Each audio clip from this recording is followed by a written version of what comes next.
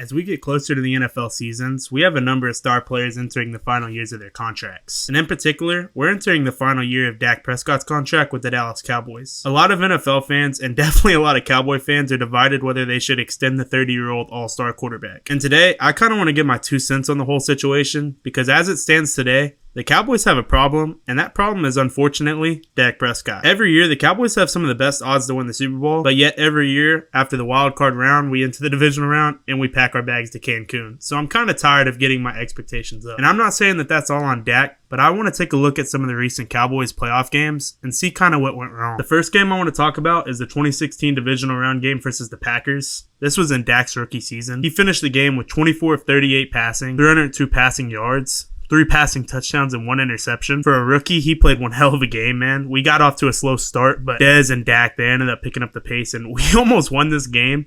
And I think if any other quarterback other than Aaron Rodgers was on the opposite side of the field, we would have been moving on to the championship game that next week. And we ended up losing to a Mason Crosby 51-yard field goal as time expires. So nothing to be ashamed of there if you're Dak and the Cowboys. And to move on, the next game I want to talk about is the 2018 wildcard round versus the Seattle Seahawks. We ended up winning this game 24-22. Dak finished the game with 22 of 33 passing, 226 passing yards, 1 passing touchdown, 1 interception.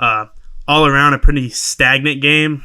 Not the best, not the worst. But I remember this play from this game, 3rd and 14, game on the line. Dak ended up, I think it was Bobby Wagner. He did like a front flip over him to seal the game, which was really badass. So Dak definitely didn't sell this game. He played pretty good. And to move on from that, the next week we played the Rams in the divisional round. We ended up losing this game 30-22. We let up 273 rush yards on the ground and 3 touchdowns. Zeke couldn't get anything going. He averaged 2.4 yards on 20 attempts. So to say that this one is Dak's fault it's just not true at all. There's nothing he could have done. To keep this game within 8 is actually pretty impressive itself. And then, of course, Dak went through the injury and everything else in the years following. And in 2021, we lost to the 49ers. The O-line was horrible in this one. We couldn't stop the run, which it's horrible to say we lost this game because this is the best talent pool that Dak will ever have. He had Amari Cooper, CeeDee Lamb, Tony Pollard, Ezekiel Elliott.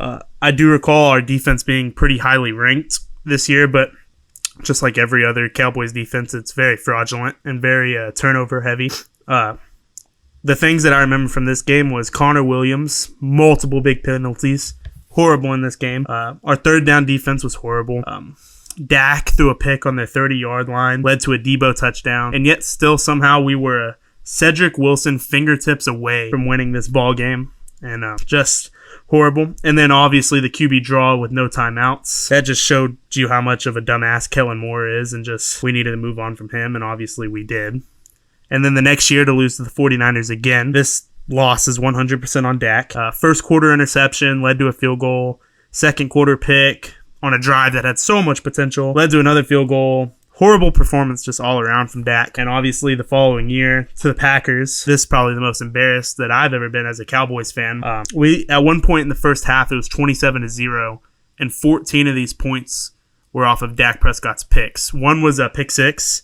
The other was a pick on our side of the field, and they immediately scored a touchdown. We couldn't stop the run. We couldn't get the ball moving to begin. All around, just a horrible game. Even when we started to storm back in the end, it's just like how much of that is just the Packers know that they're moving on and just kind of easing up the pedal a little bit. So the last 3 years have just been horrible. The only glimpse in the last 3 years was that Tampa game where Dak threw for 320 total yards and 5 total touchdowns. It was a gem of the game, probably the highest I've ever been on the Cowboys in a long time. And so after looking at some of these playoff disappointments, I really do think it's time to question whether the Cowboys want to pay Dak that $60 million that he's asking for over the next couple years, because you do need to pay a guy like CeeDee Lamb. You do need to pay a guy like Micah Parsons. You do have to figure out a long-term solution at running back. You're going to have to figure out some D-line issues because guys like Mozzie Smith aren't working out.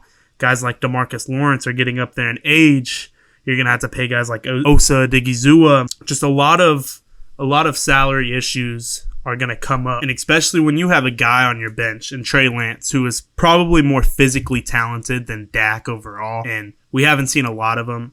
And you also have a guy like Cooper Rush who went 5-1 in his stint with the Cowboys when Dak was dealing with injury. 5-1 with the same talent pool. You really have to start questioning whether it's worth it to extend Dak to. He's probably going to want a 3-4 year, $55 to $60 million contract, and I just don't think it's in the Cowboys' best interest to give him that unless he can prove this season he can give us playoff success. And if not, it's probably time to see what a young guy like Trey Lance can do, or it's time to bring somebody in through the draft. But it ultimately is probably time to move on from Dak. And that leads me to kind of my next point is what are some ideal destinations for, a free agent Dak Prescott? Because I really don't see the market being as big as him and his agent probably think it's going to be. And that's just because, to be honest, a lot of teams have their guy and a lot of teams have that young talent that they think is their guy.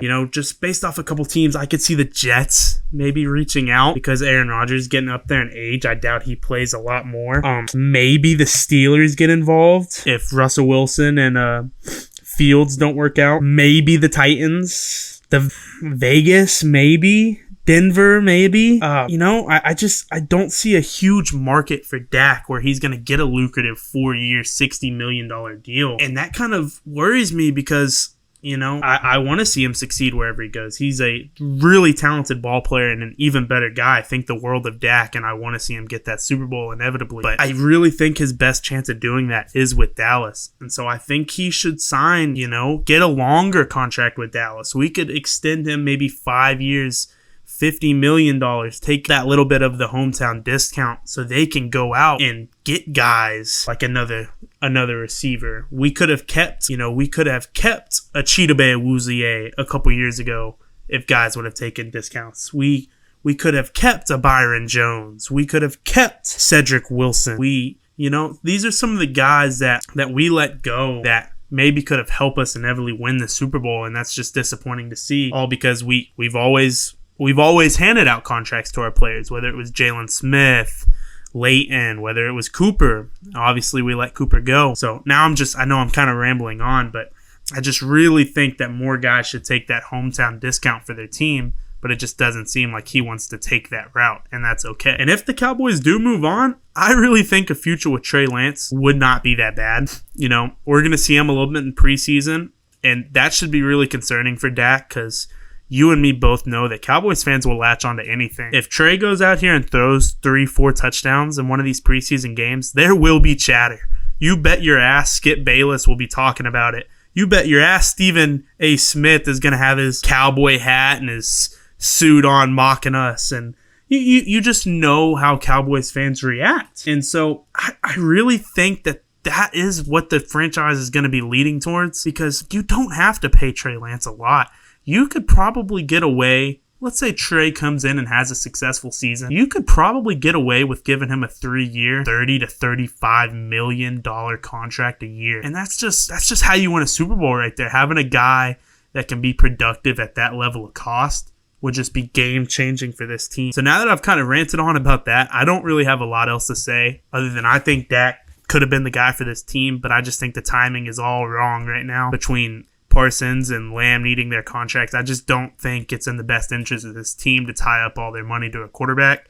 So I think it is time to move on from him after this season if he can't get playoff success. Obviously, if we go and make the championship game or even go and make a Super Bowl, obviously give him everything he wants. Give him $80 million if he wants it.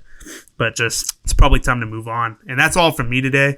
Thank you guys for listening. I know this is my first video. I'm going to try and make just videos I'm passionate about on this channel, whether it's football, basketball, things about anime, things about music, things about TV shows. It's going to be all over the place. I'm not going to really have a theme for it. I don't want to tie myself down to make content that I don't want to make. So hopefully you guys enjoyed this first video, and I appreciate you listening, and just have a good rest of your day, man.